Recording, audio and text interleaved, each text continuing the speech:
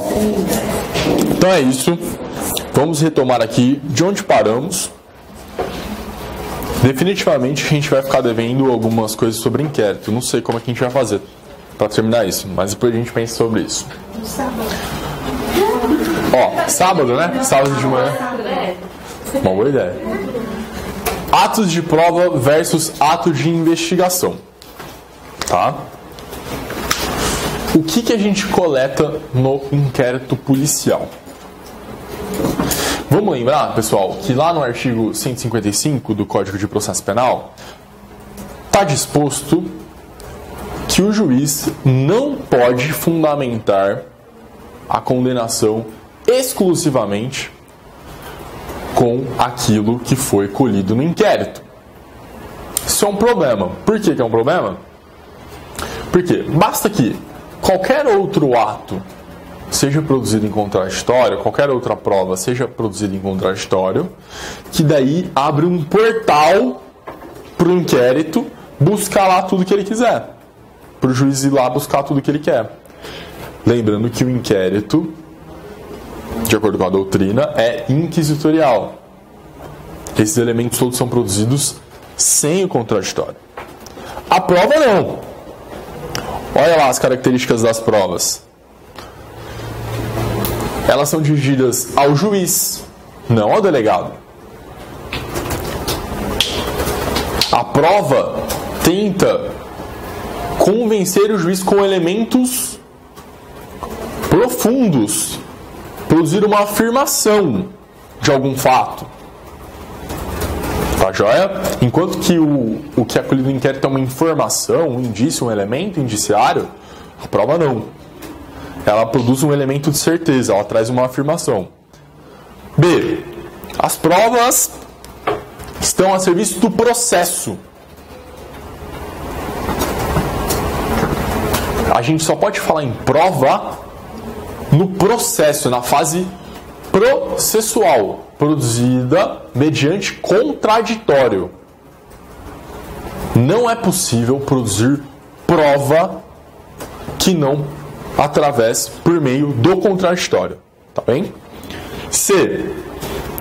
Dirigem-se a formar um juízo de certeza, como eu disse, uma tutela de segurança, e servem à sentença, a uma sentença que poderá ser de absolvição ou de condenação.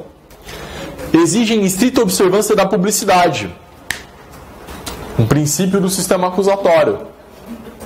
Os atos processuais devem ser públicos, produzidos em contraditório. São praticadas ante o juiz que julgará o processo, de preferência numa audiência una de instrução e julgamento. Certo? Viram os elementos da prova? Atos de prova. E o que são atos de investigação? Vocês verão aqui que os atos de investigação são diferentes. Não se referem a uma afirmação. Não. Um ato de investigação não está trazendo uma tutela de segurança, está trazendo uma tutela de cognição sumária, superficial, em grau de probabilidade. É uma hipótese. Os atos de investigação se referem a uma hipótese.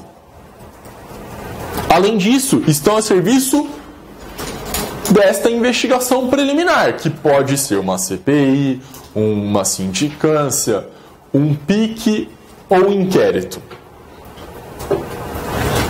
Servem para formar um juízo de probabilidade. Não um juízo de certeza, um juízo de segurança. Não. Um juízo de verossimilhança que possa embasar o oferecimento da acusação. Tá joia? Não exigem estrita observância da publicidade. E aí o grande problema do inquérito. E o segredo do inquérito, não é, Maria?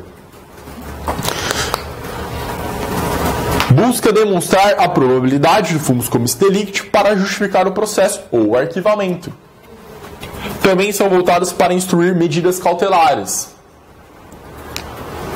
Quais medidas cautelares? Interceptações telefônicas, telemáticas, buscas e apreensão, enfim, diversas.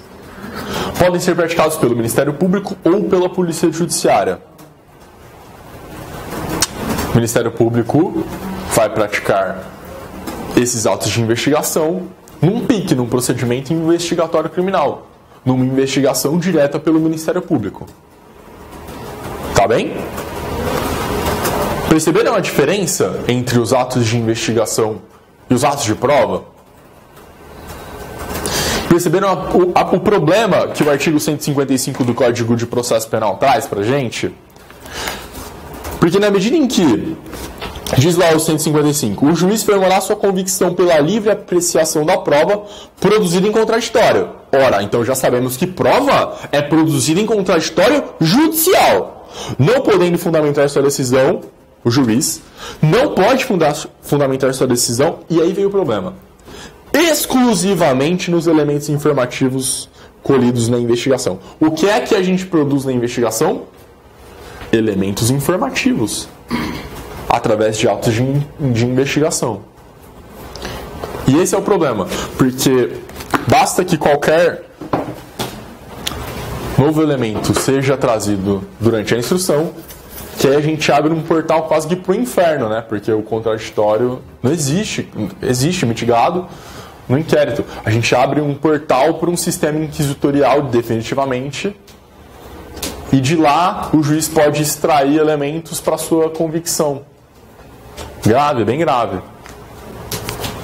Tá bem?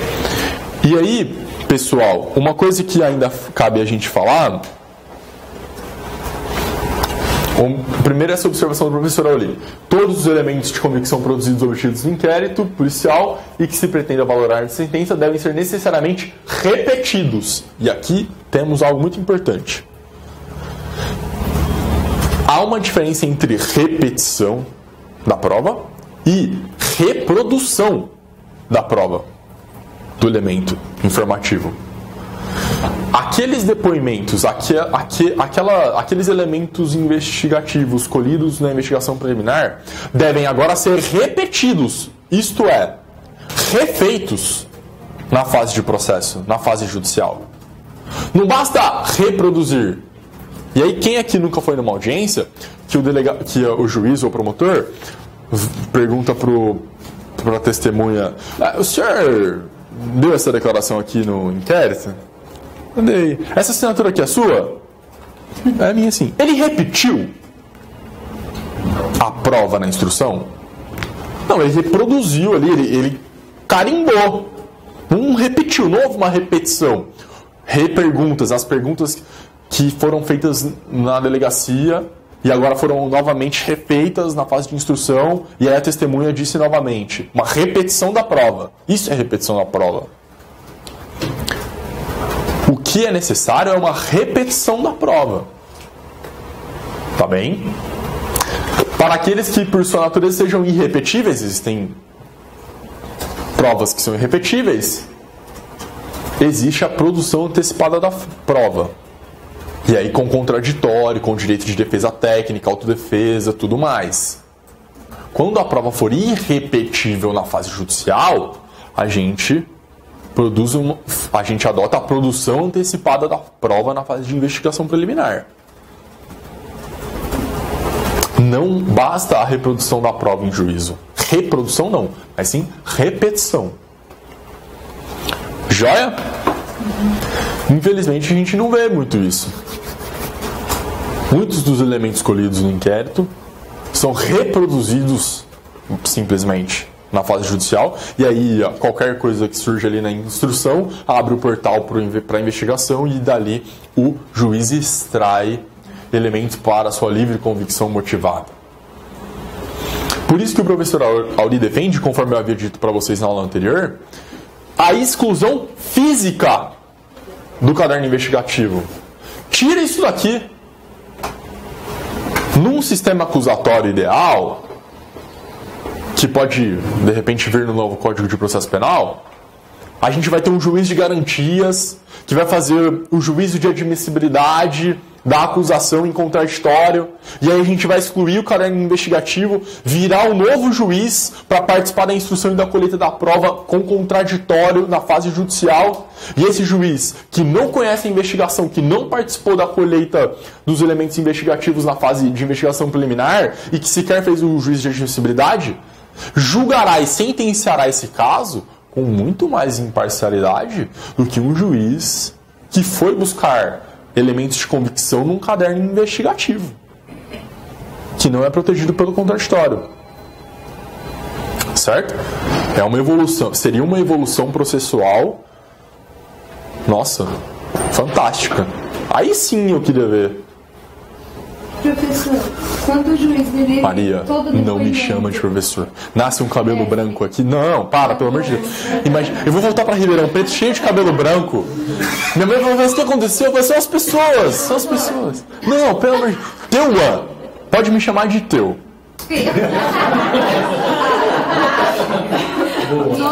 Nossa, também. Tem Teu para todo mundo. Quando o juiz, ele lê todo o depoimento da testemunha e pergunta se ela confirma aqueles fatos.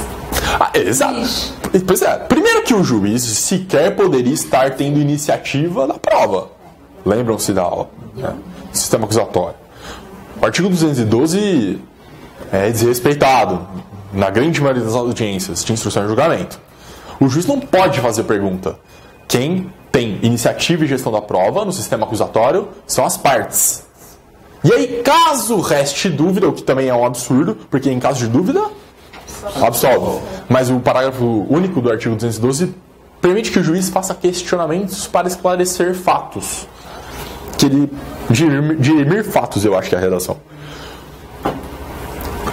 E aí o juiz vira para a testemunha e fala: Senhora fulana, a senhora no dia 3 de fevereiro de 2014 foi até o 56º Distrito Policial de Vila Formosa e na presença da autoridade policial a senhora falou isso aqui. A senhora confirma a sua assinatura? Aí a dona fulana fala: é minha assinatura. Então tá bom, obrigado. Isso não produziu alguma coisa foi produzida? Essa prova não foi produzida. Percebe? É isso. Tá errado. Tem que perguntar para a testemunha. O que aconteceu? Viu, não viu, tava, não tava, quem era, como foi? As 5 perguntas mágicas, né? Quem, como, quando, onde e por quê. Como que o advogado se portaria diante de uma conduta dessa? Do juiz perguntando? Por exemplo, então, alguém perguntou isso, o que você faz? Militar, por exemplo. Policial militar. Quase não tem militar depondo, né? Um exemplo. Aí o juiz lê todo o depoimento dele na delegacia e pergunta se ele lembra daqueles fatos, só que depois que leu tudo. É um absurdo, porque daí aí ele lembra, né? Ele vai falar que não. A defesa. Então, requeira que consigne ato. Excelência, tendo em vista a violação da iniciativa e gestão da prova, determinado expressamente no artigo 212, a defesa requer que conste em ata que foi lido para a testemunha fulano de tal, todo o teor do seu depoimento prestado em sede de inquérito policial, em seguida, se ela confirmava aquilo que estava ali. Constou em ata. Aí depois você mete um habeas. Aí você mete um habeas. Você entendeu?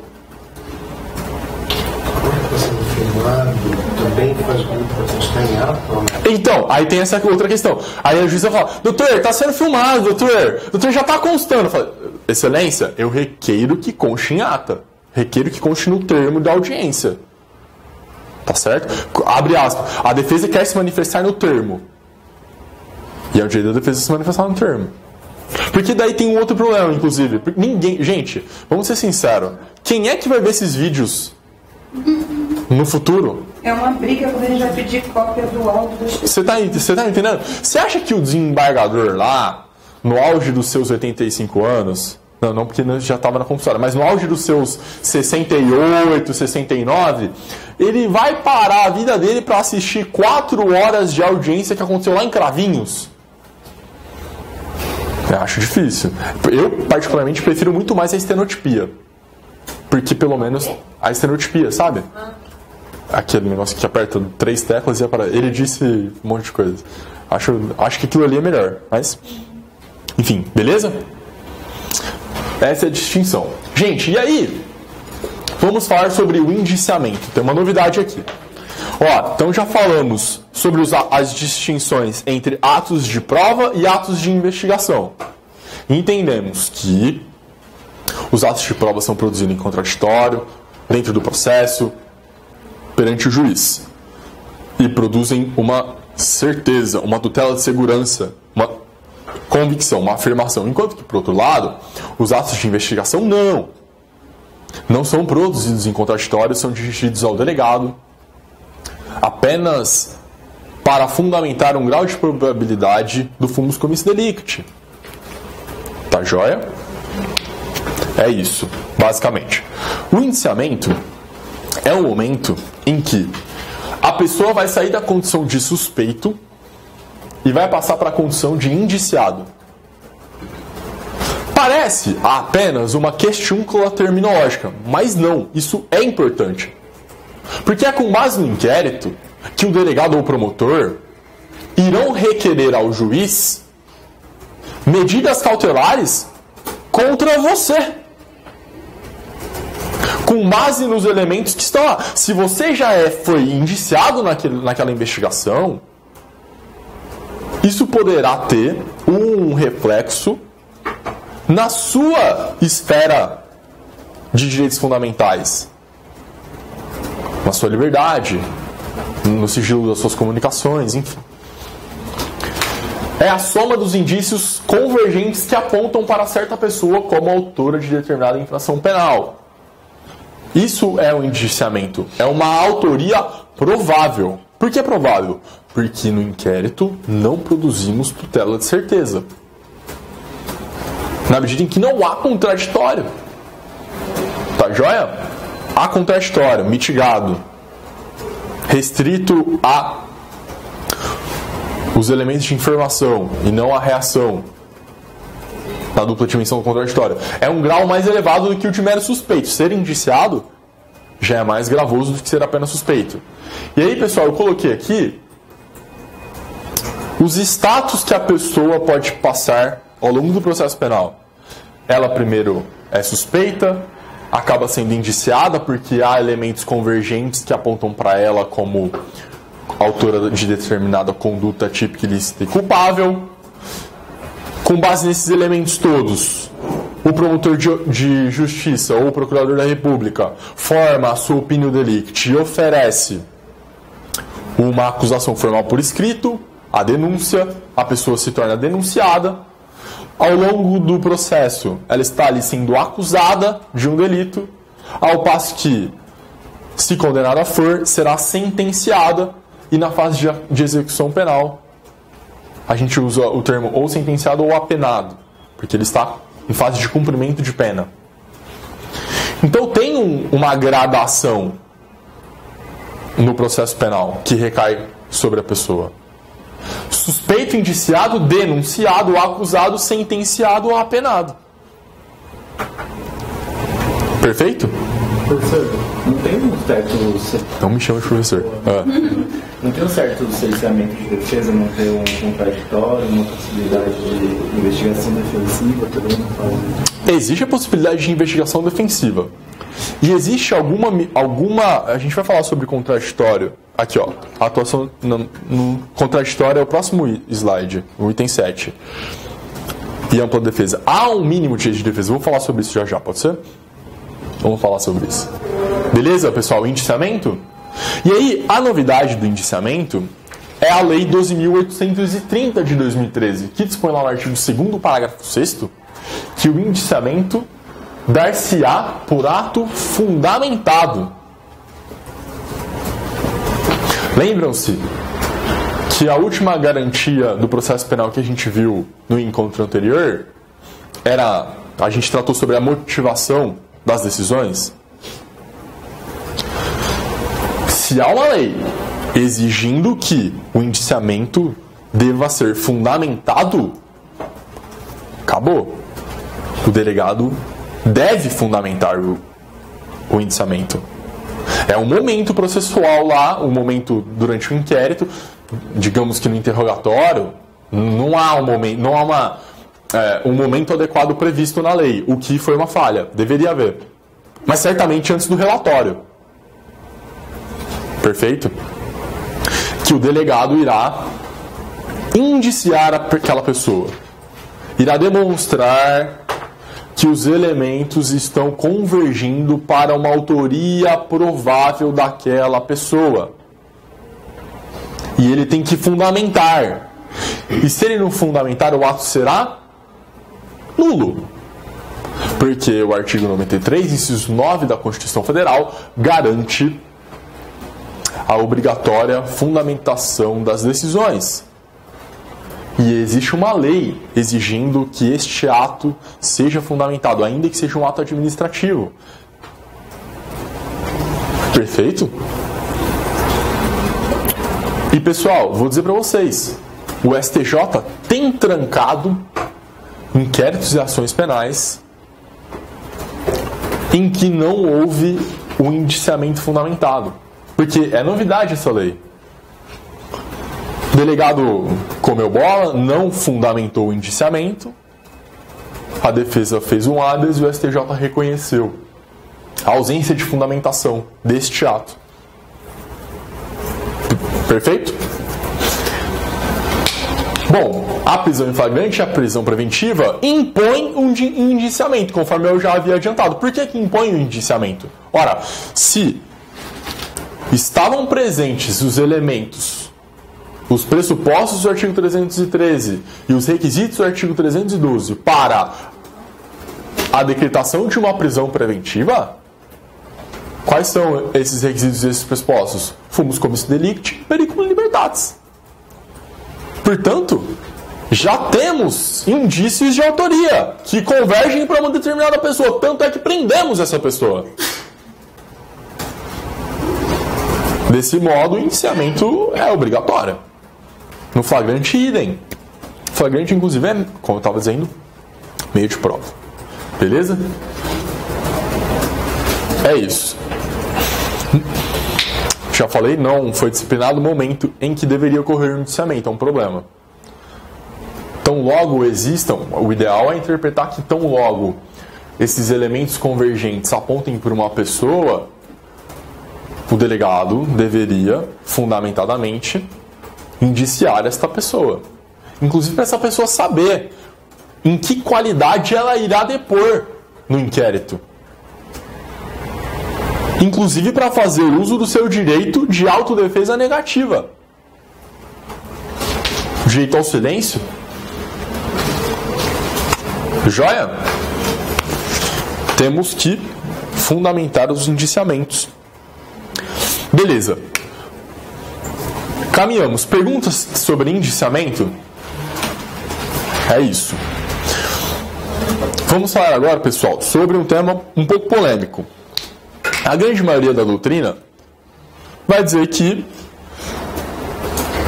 não há contraditório e ampla defesa do inquérito, já que é um procedimento pré-processual de natureza administrativa que não garante, pautado pelo princípio do inquisitório e que não garante esses direitos. Mas, de fato, há sim direito de defesa no inquérito. Que no interrogatório o indiciado pode exercer sua autodefesa positiva e negativa. A gente não viu que a ampla defesa contempla a defesa técnica e a autodefesa? E a autodefesa pode ser positiva, na medida em que a pessoa vai dar a sua versão dos fatos, justificando, alegando uma causa de excludente de licitude ao seu favor. E a autodefesa negativa? Ficar em silêncio? Isso não é defesa? É defesa. Então há defesa mitigada, mas há defesa. O artigo 14 prevê a possibilidade de defesa técnica postular diligências. A pessoa que foi indiciada pode constituir um advogado, e esse advogado ou essa advogada poderá peticionar para o delegado requerendo uma diligência. E aí caberá ao delegado deferir ou indeferir a realização daquela diligência. Do tipo, indicar uma testemunha para ser ouvida. Senhor delegado, o senhor está aí apurando um fato, me indiciou inclusive, acreditando que havia elementos que convergiam para uma autoria provável minha, porque você não ouviu o Ramon. Intime o Ramon. Ele está todo dia à noite lá na Associação dos Servidores da Defensoria Pública. E ele estava comigo no dia dos fatos. E pode atestar e garantir que eu não fiz isso. Tá joia? Aí caberá ao delegado deferir ou indeferir essa oitiva, por exemplo. Mas também é cabível o habeas corpus para trancar o inquérito policial. Tem um item de trancamento que é o 10, mas não sei se a gente vai chegar lá hoje. Como eu havia dito para vocês, imaginemos nós que o delegado baixa uma portaria instaurando um inquérito policial para investigar adultério e começa a intimar um monte de gente para saber se determinada pessoa teria ou não praticado esta conduta. É um absurdo. O que se faz? Habeas corpus. E aí, qual seria a autoridade competente a conhecer este habeas corpus contra ato do delegado?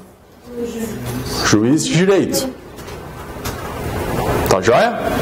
Despacharia um habeas lá na Barra Funda. Olha, um absurdo. O delegado está investigando um adultério. Tem que trancar esse inquérito. Ou o delegado está investigando um fato prescrito. Ou o delegado está investigando um fato que já houve, inclusive, condenação. Transitado em julgado. Tá bem? Há essa possibilidade de defesa. Através de habeas corpus para trancamento. E o contraditório? Bom, é aquilo que a gente já havia conversado quando falamos sobre o contraditório. A garantia do contraditório no processo penal. Tem uma dupla dimensão. A dimensão da informação e a dimensão da reação. A reação, no inquérito policial, é mitigada para não dizer inexistente. Você não vai poder juntar um contra-relatório no inquérito para tentar influenciar o promotor a não oferecer a sua denúncia. Você está entendendo? O direito de informação é o pilar do contraditório. E esse está garantido. A reação não, mas a informação sim. E tem até a súmula vinculante. A súmula vinculante 14. O que é que diz a súmula vinculante 14? Conhecida de todos nós. É direito do defensor, no interesse do representado, ter acesso amplo aos elementos de prova que... E aí tá errado aqui a nomenclatura, né? Investigação. Os elementos de investigação. Os elementos investigativos. Mas a gente perdoa porque a súmula é boa, no final das contas. Já documentados em procedimento investigativo, realizado por órgão com competência de polícia judiciária. Digam respeito ao exercício do direito de defesa. Em outras palavras, esta súmula garante o acesso da defesa aos elementos que já foram colhidos, que já estão documentados em procedimento investigatório. A defesa tem acesso amplo. E aí, não, doutor, o senhor não pode fazer cópia do inquérito, não. Ah, que gente, eu tô tirando foto aqui, doutor. O senhor vai apreender meu celular? Boa sorte. Você tá entendendo? O artigo 7º do Estatuto da OAB garante que o advogado tome notas, tome apontamentos de qualquer procedimento. Se você está tomando notas através do seu celular, é um problema só seu, tá? Não tem como restringir isso, não. Eu entendo, claro. Vai virar uma confusãozinha na delegacia, dependendo do dia, do humor das pessoas ali envolvidas. É aquilo. Mas como diria o grande advogado Sobral Pinto, a advocacia não é para covardes. Tem que ter raça. É difícil mesmo. Bom, pessoal, estamos aqui falando de defensoria pública. E aí eu coloco uma pergunta para vocês. a defensoria, o defensor, a defensora atua no inquérito policial, Jardel? O defensor vai lá na delegacia acompanhar o interrogatório? Não. Deveria. Infelizmente, não dá.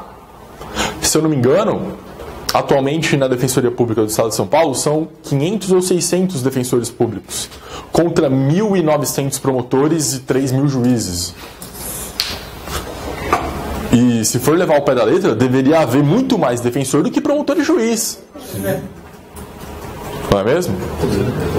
Então falta a perna. Não dá. Tá bem? Não é porque é um procedimento administrativo que a Defensoria Pública não pode dar assistência jurídica.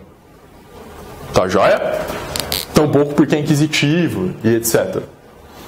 E inclusive essa é a posição do STJ, procedimento inquisitivo, razão pela qual a realização do interrogatório sem a presença do advogado não é causa de nulidade.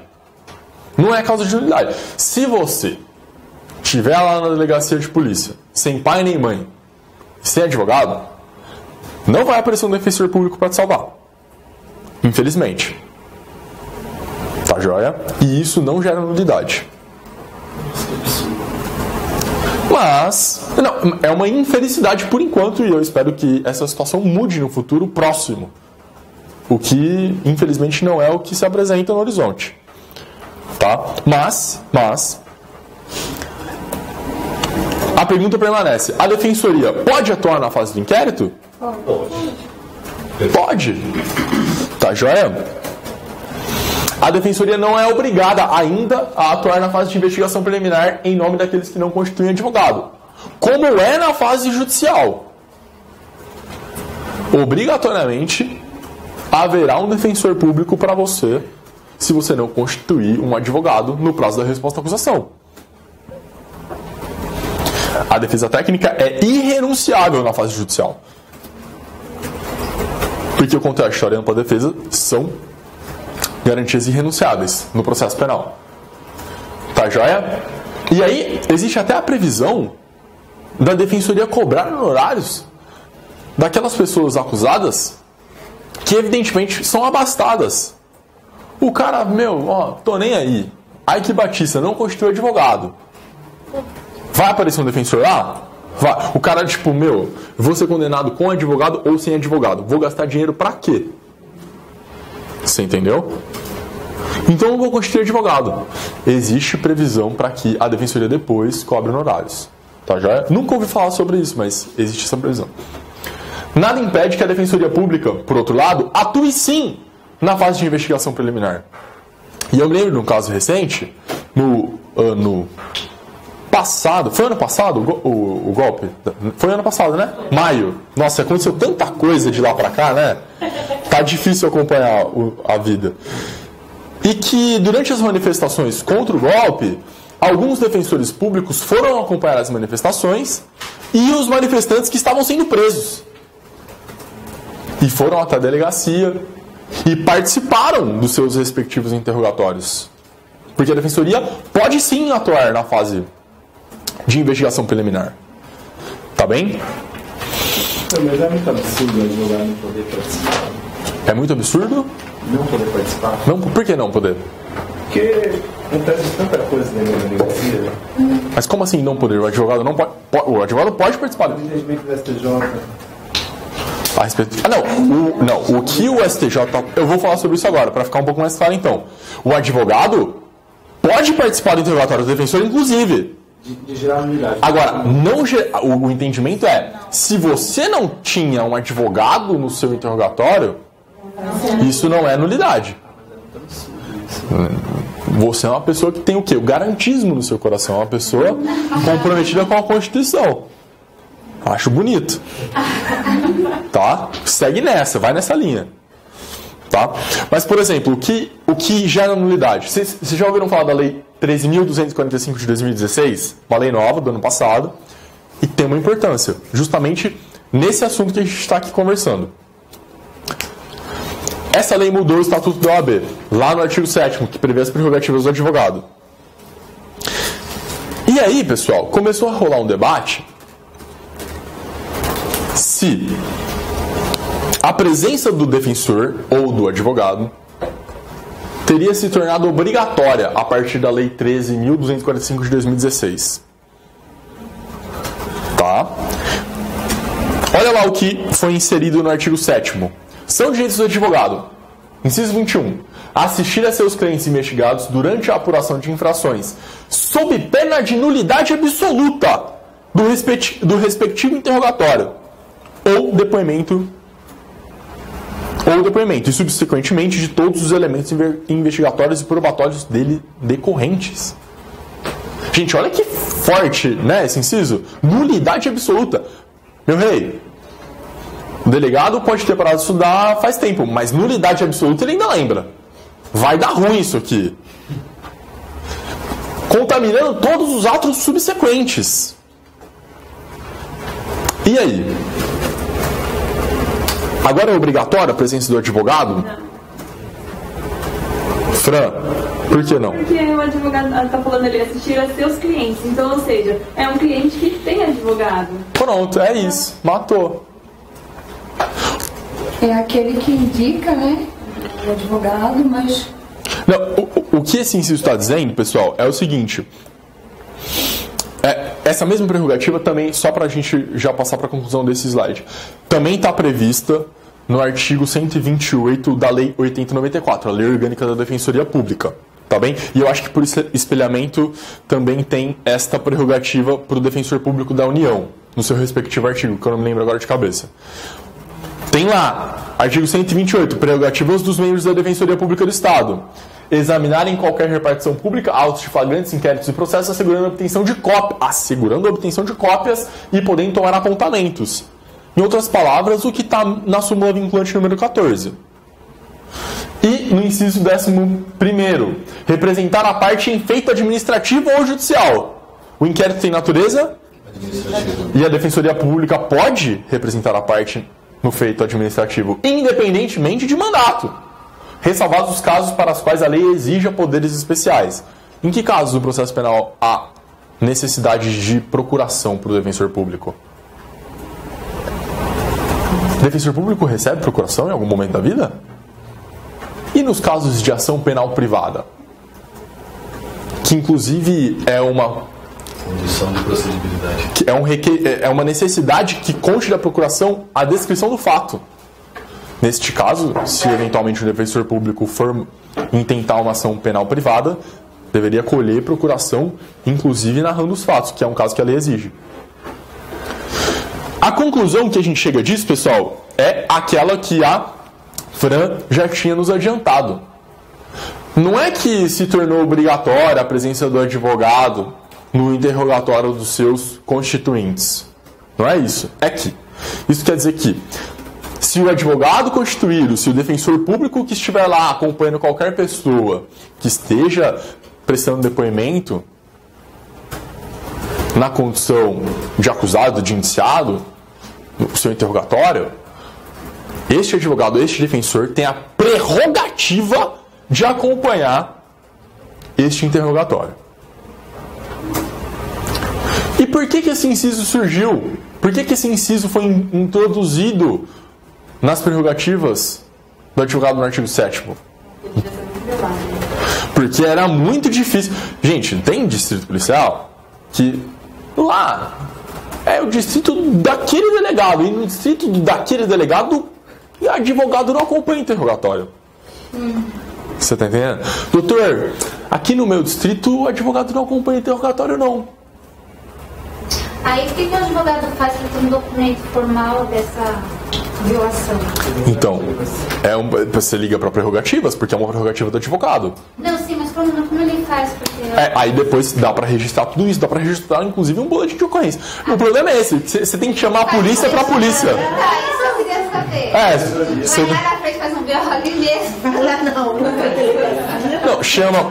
Primeira coisa, se você for defensor ou defensora, Ana Paula, chame as prerrogativas da sua instituição. Se você for advogado, chame o presidente da comissão de prerrogativas. Representa na corregedoria, lavra, isso vai ensejar um procedimento também na comissão de prerrogativas da OAB, lavra um boletim de ocorrência de natureza administrativa. E agora está tramitando um projeto de lei de criminalização da violação das prerrogativas. Você poderia, inclusive, dar a voz de prisão flagrante para o delegado. Se esse projeto de lei passar, claro. Mas é complicado. A que ponto chegamos, não é? Se for flagrante, eu oriento o réu a não assinar o flagrante. Não, exato. Você se recusa a participar daquele ato. Só o depoimento dele. Ou não assina nada. Exato, não assina nada. Tá valendo nada, não vou assinar isso aí, meu. Poxa, não tá nem cumprindo o que tá na lei, eu vou assinar o quê? Você entendeu? Chama prerrogativas, não assina nada, registra um boletim de ocorrência, tira foto. Causa. O advogado está presente, mas isso quer dizer que ele pode intervir, assim, intervir que eu digo com um cliente para falar, você pode ficar em silêncio. Tipo, fazer perguntas pro cliente, inclusive. Aí o delegado talvez possa até indeferir, mas não faz sentido você garantir a presença do advogado naquele ato se ele não puder contribuir. Ele vai ficar parado assistindo? Professor, por exemplo... Não me chama de professor. O mestre. Não, pelo amor de Deus.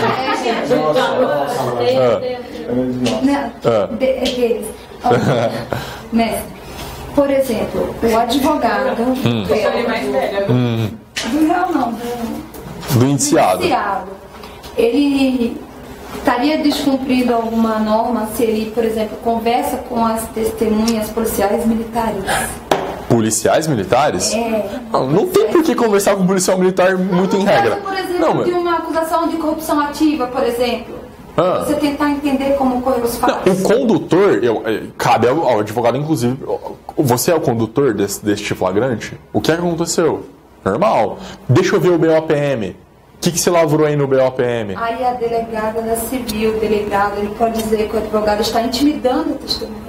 Gente, mas é um tipo de pensamento que parece que o advogado é um problema muito grande na delegacia, né? Claro que é um ambiente hostil. Eu não gosto muito de trabalhar na delegacia. Eu sempre oriento, fica em silêncio, assina tudo e vamos embora.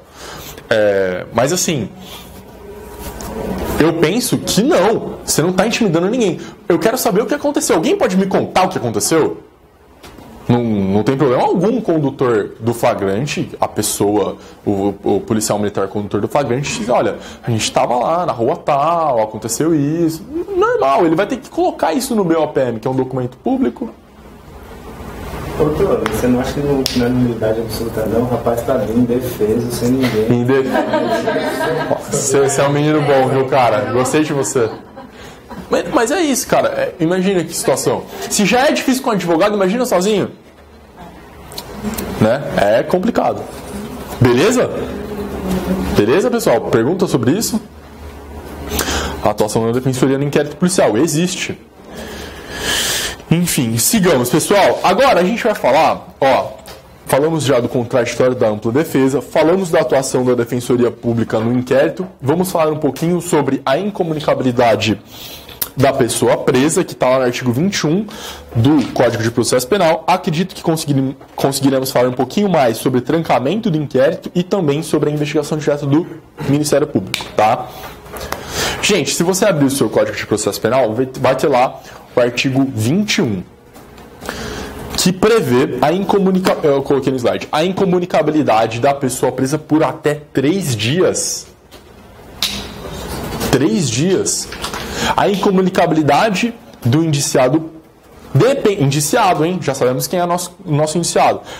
Dependerá sempre de despacho nos autos e somente será permitida quando o interesse da sociedade ou a conveniência da investigação o exigir. Interesse da sociedade, inconveniência da investigação é nada, né? Parágrafo único, a incomunicabilidade que não excederá de 3 dias será decretada por despacho fundamentado do juiz, tal. Olha, gente, é por isso que eu digo que para estudar processo penal, a gente tem que começar pela Convenção Americana de Direitos Humanos e pelo artigo 5º da Constituição Federal. E ler o Código de Processo Penal desconfiando do Código de Processo Penal. Porque este artigo, obviamente, não foi recepcionado pela Constituição Federal. Ele é materialmente inconstitucional. A Constituição dispõe expressamente que não haverá incomunicabilidade. Você pode ir lá na cadeia de noite, sábado, domingo. Tá bem? Doutrina esmagadora do processo penal vai dizer que o artigo 21 não foi recepcionado. Por que não recepcionado? Porque ele é anterior à Constituição, não cabe a DI, só caberia, sei lá, uma DPF eventualmente. Mas, assim, pelo menos isso todo mundo concorda. A Constituição também diz que é vedada a incomunicabilidade no estado de defesa, que é um estado de exceção, onde as garantias processuais estão suspensas. Tá joia? O estado de defesa está previsto no artigo 136, parágrafo 3º, inciso 4º da Constituição. Se nem no estado de defesa é possível a incomunicabilidade do preso, como que você vai sustentar a incomunicabilidade da pessoa presa no estado de direito? E aí, Maria, você pode estar pensando, é tranquilo, né, meu? Você também pegou um artigo aí que é só para dar paulada. Tá muito fácil. Tá muito fácil. E para mostrar para vocês que isso é um absurdo mesmo, eu coloquei aqui uma portaria do DEPEN. Portaria do Departamento Penitenciário do Sistema de Justiça Federal. Portaria de 4 de junho de 28, portaria número 4 de 28 de junho de 2016. Estabelece regras para atendimento de advogados aos presos 2016, hein? Custodiados em penitenciárias federais. Regras para atendimento de advogados de presos custodiados no sistema penitenciário federal. 2016, hein, Maria? Também conhecido como ano passado. Ah lá, artigo 1º. Artigo 2º. O preso poderá ser atendido uma vez por semana. E terá duração máxima de 1 hora. Comprovada a urgência, a direção da unidade poderá autorizar mais de uma entrevista semanal. Quanta generosidade, não é mesmo? Obrigado, mais de uma vez por semana eu achei ótimo. No caso de advogado ainda não constituído, a procuração, devidamente preenchida, deverá ser encaminhada ao preso, no núcleo jurídico da respectiva penitenciária federal, para fins de análise e assinatura. Enquanto que o artigo 7º do Estatuto da Ordem garante o contato do advogado com o réu preso, ainda que sem procuração. Aí me vem uma portaria do DEPEN, não, tem que mandar a procuração antes pra gente, e aí a gente vai analisar para ver se você vai poder ou não falar com o cara. Artigo 4º, parágrafo único. O material referente ao processo, as cópias do processo, denúncia, sei lá, ou outras consultas jurídicas, deverão ser encaminhadas mediante correspondência, via correio, para análise do setor competente e posterior deliberação do diretor da Penitenciária Federal para entrega. O diretor, por ato motivado, poderá suspender ou reduzir as entrevistas. Advogado, aqui ó, não, você não entra mais. Por quê? Porque o diretor achou melhor. Não, você não. Quase o RDD isso mesmo. Poderá ter seu acesso suspenso ou cancelado quando houver prática de falta disciplinar de respeito às normas internas do estabelecimento ou aos servidores da unidade. Se eventualmente a pessoa presa cometer uma falta disciplinar grave lá, pronto, não fala mais com o seu advogado. Os advogados de forma verbal, escrita ou por qualquer forma não audível, inclusive mímica, que é claro, advogado é mímico, né? Você passa na OAB fazendo o quê? Mímica. Ficam proibidos de transmitir qualquer informações que não possuam relação direta com o interesse jurídico processual do preso. Você não pode falar para ele, por exemplo, que a mãe dele morreu, porque não diz respeito ao processo. Nem por mímica. Não ouse. E aí aqui o artigo 11. Revogam-se as disposições em contrário. Não, mas que revogou a Constituição, inclusive. Revoga aí. Revoga o quê? Revoga tudo. A Constituição também revoga. Por cima, né, professor? Esse documento foi assinado pela pessoa chamada Valquíria Souza Teixeira de Andrade. Poderosíssima, ela revogou a Constituição. Por meio de uma portaria. Por meio de uma portaria, né? Era uma portaria lá em cima. Gente, 2016. Eu acho que se você imprime esta portaria, a impressora fala, é inconstitucional, é inconstitucional, é inconstitucional, é inconstitucional. Ela trava. Eu acho que dá um bug, a impressora já... O porteiro da faculdade, sei lá, qualquer pessoa que passou na frente da faculdade de Direito sabe que isso aqui é inconstitucional, né? Mas essa portaria só foi anulada em um mês depois. Pelo ministro da Justiça, que na época era o Alexandre de Moraes. Ele conhece um pouquinho da Constituição. Ele conhece de muitas coisas, né? Dizem por aí. Pessoal, e aí? Oi. Documentação, você pode dar, tirando de documentação do processo. Você tem que passar para ele. Perfeito, claro. Aquela análise. Que análise? Não existe isso, meu rei. Eu tô aqui com cópia do processo para discutir uma tese defensiva com o meu constituinte que está preso. Ele não pode ler as cópias do processo? Não faz o menor sentido.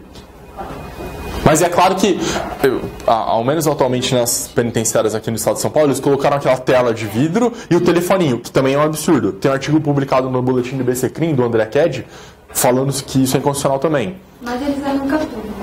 Arranca? Lá em Ribeirão ainda tem. Tá tendo. Enfim.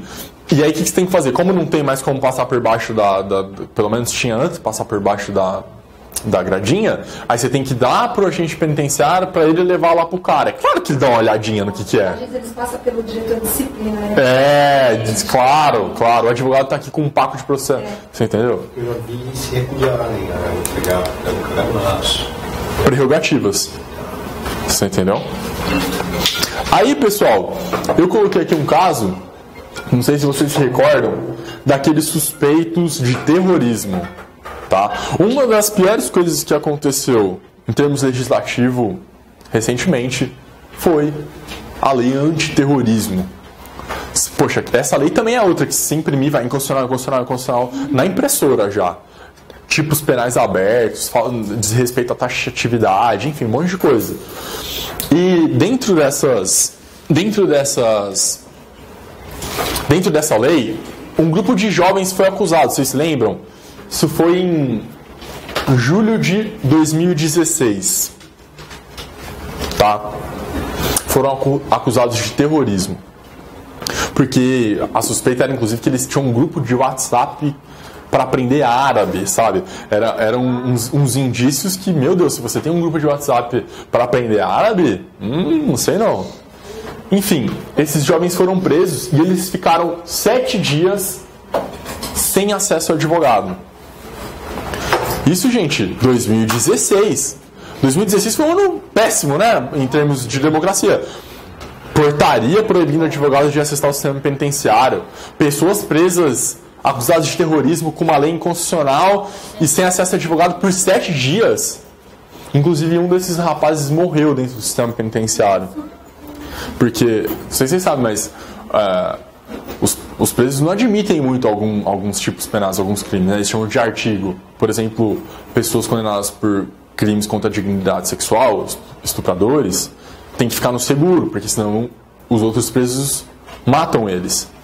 E aconteceu isso contra um desses jovens aqui que sequer foi condenado, acusado de terrorismo e morreu no sistema penitenciário. Pessoal, essa aula está bem mais curta. A gente não pode ficar mais 10 minutinhos? Como é que vocês estão? Então, vamos só mais um pouquinho aqui, tá? Aqui está a lei antiterrorismo, lei 13.260 de 2016. Diz lá, a gente começou atrasado, desculpa, viu, gente, por isso. Artigo 11. Para todos os efeitos legais, considera-se que os crimes previstos nessa lei são praticados contra o interesse da União, cabendo à Polícia Federal a investigação criminal. E aí, gente, vocês conseguem ver uma harmonia entre aquela portaria do Sistema Penitenciário Federal e a lei antiterrorismo? Com certeza. Pessoas acusadas de terrorismo, de acordo com essa lei, devem ser processadas pela polícia diante da Justiça Federal, investigados pela Polícia Federal, já que são atos praticados contra os interesses da União. Então essas pessoas acabarão sendo presas, eventualmente, em presídios, e nos presídios federais tinha aquela portaria lá, que não vale nada. Isso, pessoal, são elementos evidentes daquilo que a criminologia chama, e que um professor muito importante construiu, a doutrina do direito penal do inimigo. Você começa a subtrair todas as garantias desse cidadão, que deixa de ser um cidadão, passa a ser uma não-pessoa, de acordo com Jacobs. Ele está à margem do contrato social, portanto ele não tem direito a essas garantias individuais que os cidadãos têm. E aí, para essas pessoas, tudo bem ficar 7 dias sem advogado, tudo bem um monte de coisas, os tipos penais serem abertos, não taxativos, criminalização do iter criminis e etc. Tá bom? Se eventualmente alguém te perguntar um exemplo da doutrina do direito penal do inimigo no Brasil, você pode citar a Lei 3.260 de 2016. Aquela portaria não está mais valendo, mas com aquela portaria você fala, é evidente que essa pessoa aqui não tem qualquer garantia dentro do nosso sistema. Falei da portaria, né? Dos presídios federais, que orna com essa. A portaria que anulou, né? A portaria do DEPEN foi essa 713 de 27 de julho de 2016. Um mês. Do dia 28 de junho ao dia 27 de julho,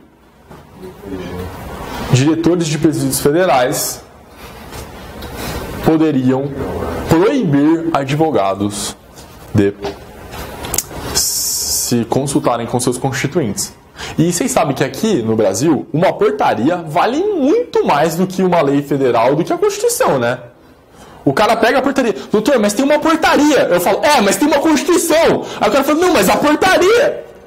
Sabe, é bem isso. Vale uma portaria do Tribunal de Justiça, então, meu amigo, tá valendo um provimento, sabe? Qualquer coisa assim vale muito mais que a Constituição, é inacreditável. Tá bem, pessoal? E aí, vamos falar só sobre o trancamento do inquérito, vai ficar faltando depois só o finalzinho, que é o relatório e o arquivamento, tá bem? Sobre o trancamento, inclusive, eu já até adiantei algumas coisas para vocês. Coloquei um julgado do STF, de relatoria da ministra Carmen Lúcia, atualmente presidente, que diz para nós quais são aquelas hipóteses que dá para trancar o inquérito. Ora, num caso de atipicidade, a portaria está investigando um fato atípico, adultério. Já houve a extinção da punibilidade, seja pelo cumprimento da pena, pela prescrição, etc. A ausência de elementos indiciários mínimos, demonstrados de autoria e prova de paternidade. E esse daqui já é um pouco mais complicadinho. Você conseguir trancar um inquérito já é uma vitória grande. Parabéns. É muito difícil você conseguir um habeas para trancar o inquérito. E conseguir trancar o inquérito porque não há elementos indiciários mínimos demonstrando autoria e materialidade, aí esse inquérito definitivamente não deveria existir. Não tem nada lá, tá investigando, tá juntando papel lá sobre nada, entendeu? Então, há precedentes que nos apontam as hipóteses de trancamento do inquérito policial. Como eu já havia adiantado, é sim possível o trancamento. O inquérito pode embasar até mesmo pedido de prisão preventiva. E é por isso que ele oferece uma ameaça ao seu direito de ir e vir. Se com base no que tem no inquérito, o juiz pode decretar uma prisão preventiva, há uma ameaça ao direito de ir e vir. Qual é o remédio constitucional para tutelar as ameaças ao direito de ir e vir? Habeas corpus. Então cabe habeas corpus. Mais uma vez, ideia de penas processuais, os estigmas, né? Eu já falei da portaria de condutas atípicas, uma portaria que eventualmente não especifique os fatos. O inquérito que está se alongando demasiadamente. Faz 10 anos que existe esse inquérito. Vamos trancar. É irrazoável. E o artigo 5º, inciso 78 da Constituição, introduziu a garantia da duração razoável do processo. Portanto, se está demonstrado um alongamento irrazoável do processo, também dá para trancar. Enfim, inquérito que investigue crime prescrito. Tá joia? Gente, vamos acabar falando aqui rapidinho sobre a investigação preliminar do MP e a gente vai embora, tá bom? Pode ser? Vocês me enrolaram, a gente voltou mais tarde do intervalo, tá? Me desculpem por este alongamento, que ainda não é irrazoável, tá? Pois bem, há uma grande polêmica sobre se o Ministério Público pode ou não conduzir as investigações preliminares. E a tese do Ministério Público caminha no seguinte sentido: ora, se eu posso mais, que é oferecer a acusação, propor a ação penal, inclusive independentemente de inquérito, eu também posso menos, que é instaurar uma investigação preliminar, o PIC, né? O MP conseguiu no STF, no recurso extraordinário 593727, a possibilidade de fazer a investigação. E neste julgado, o STF se valeu da teoria dos poderes implícitos. Quem pode o mais, também pode o menos. Tá, tudo bem. E aí, nesse julgado, o STF até tentou dar uma regulamentada. O problema é esse. Faltam formas para que essa investigação seja conduzida. O professor Auri, no livro dele, vai até dizer, e até recomendo que vocês puderem leiam esta parte no livro dele, que não adianta mudar a figura do inquisidor se o procedimento continua sendo inquisitório. Aí ele vai até dizer que a fogueira sempre continuará acesa. Não adianta nada se for o ciclano ou o beltrano, na medida em que o modelo é que é o problema. Tá bem? Mas por que para nós aqui da Defensoria Pública, este julgado da investigação direta pelo Ministério Público é importante? Porque, com base nessa mesma argumentação, dá para sustentar que a Defensoria Pública, já que pode propor ação civil pública, legitimada lá na Lei de Ação Civil Pública, também pode conduzir um inquérito civil, que é uma investigação preliminar que vai dar suporte para uma eventual ação civil pública. Tá joia? Por isso que, ao menos para a Defensoria Pública, esta decisão é algo a ser levado em consideração. Com base na teoria dos poderes implícitos, assim como o Ministério Público, já que pode propor ação penal, também pode fazer a investigação preliminar, a Defensoria Pública, já que pode propor ação civil pública, também poderia conduzir um inquérito civil. Perfeito, pessoal? Este é o paralelo que a gente pode traçar. O STF, no julgamento desse recurso ordinário que eu mencionei, deu uma regulamentada, aproveitou, estava todo mundo ali já, vamos dar uma regulamentada na investigação direta pelo MP? Então vamos. Não deve ser a regra, primeira coisa. O modelo de investigação preliminar adotado pelo Código é policial. É um método excepcional de investigação do sistema brasileiro. E aí, pessoal, isso é um pouco problemático, sim. Porque é claro que o Ministério Público não vai querer investigar furto. O promotor vai parar o que ele está fazendo para instalar uma investigação, um PIC, para investigar furto. Não vai.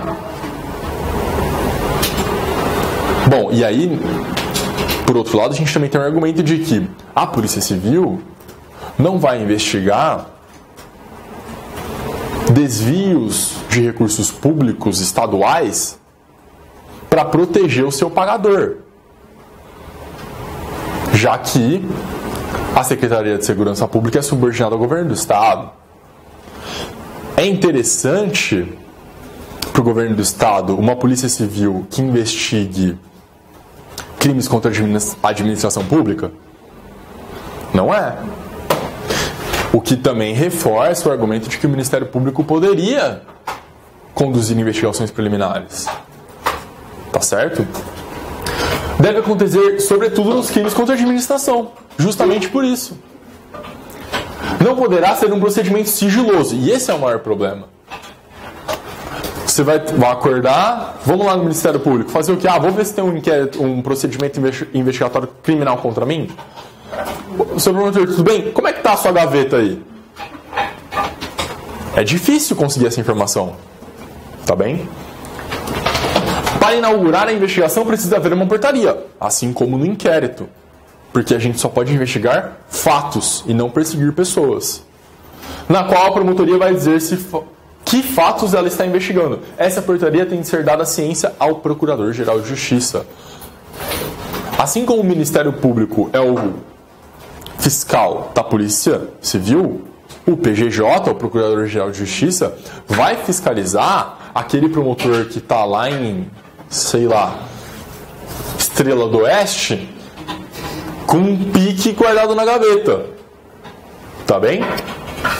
Nessa portaria, o Ministério Público vai dizer os fatos objetos da investigação.